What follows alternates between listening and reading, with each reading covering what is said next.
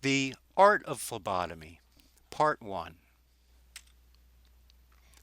The system of blood vessels in the human body is comprised of arteries and veins and other blood vessels that measure approximately 60,000 miles.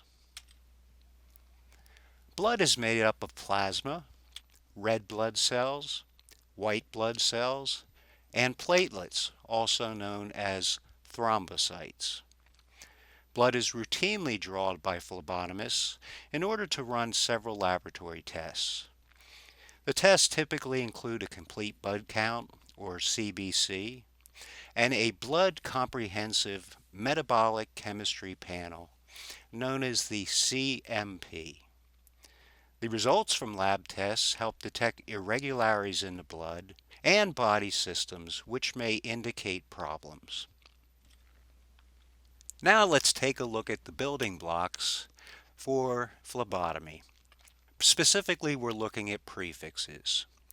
The prefix angio, vaso, and vasculo all mean blood vessels, including arteries and veins.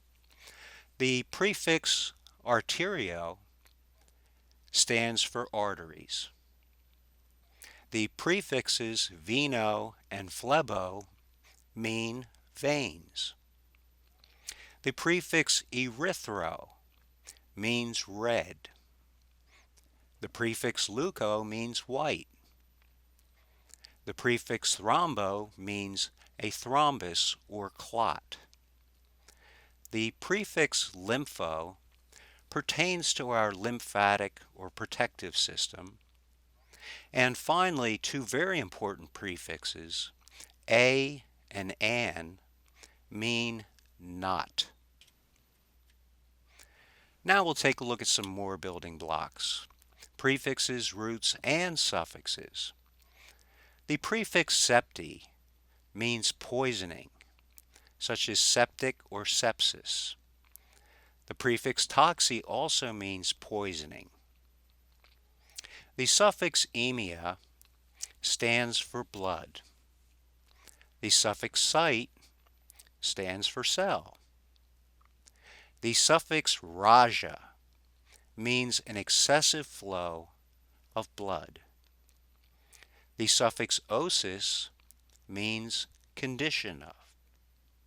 The suffix itis means inflammation of.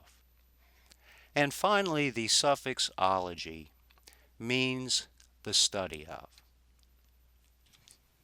Now let's look at constructing terms using prefixes, root words, and suffixes.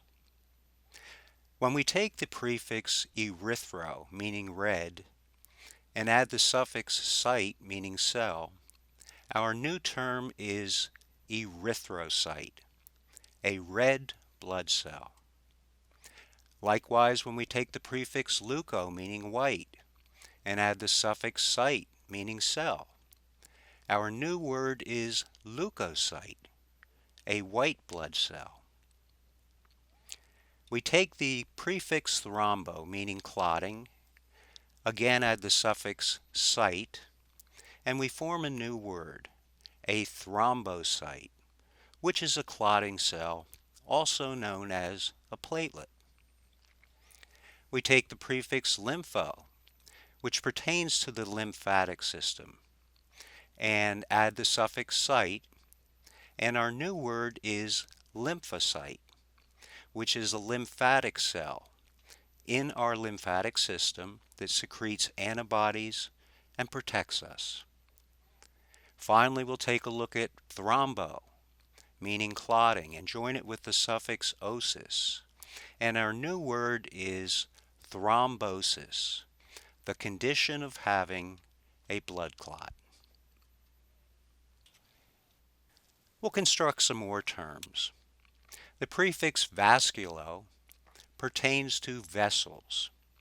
When we add the suffix itis, meaning inflammation of, we form a new word, vasculitis, inflammation of a blood vessel. We take the prefix phlebo, meaning vein, and join it with the suffix raja, meaning excessive flow of blood. And our new word is phleboraja, which is hemorrhage or bleeding from a vein.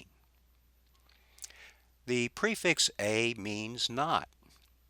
When joined with the suffix emia, meaning blood, we form a new term, anemia.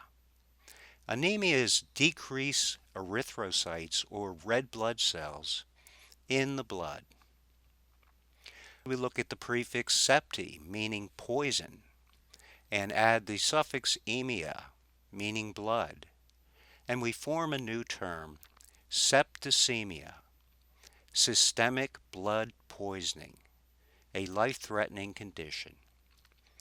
Finally, we'll look at the prefix toxic, also meaning poison, and join it with the suffix ology, meaning study of, and we form a familiar word, toxicology, the study of detecting poisons.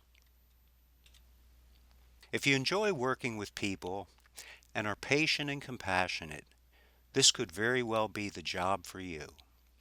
The job can be very rewarding because you're helping others in need, and you'll have an opportunity to interact with a diverse group of individuals. And never forget, as a phlebotomist, that there's a human being in need attached to that arm.